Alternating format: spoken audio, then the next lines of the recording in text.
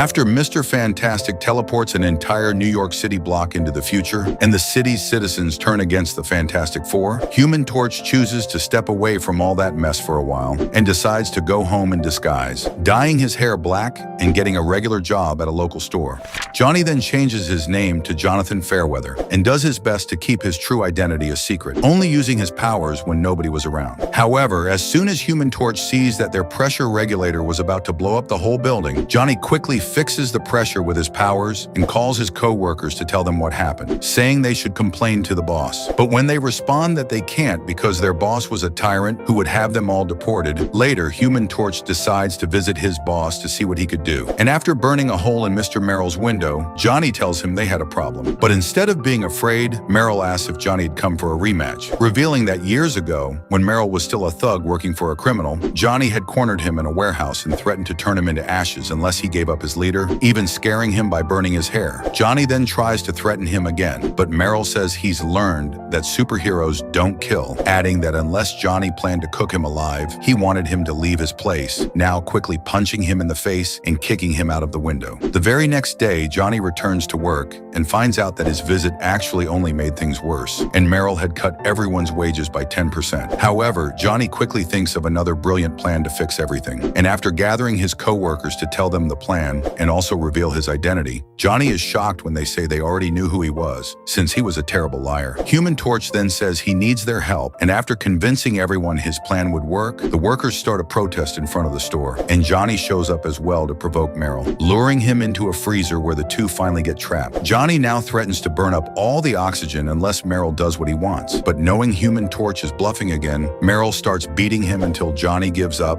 and begs him to stop. However, just as Merrill starts insulting him, Johnny reveals it was all a distraction, and while they were trapped in there, his co-workers were stealing all his files, which Johnny was ready to send to some federal friends to take care of the problem. And after Merrill tries to burn himself on Johnny on purpose to sue him later, Human Torch simply flies out through the roof and advises him to look for a new job.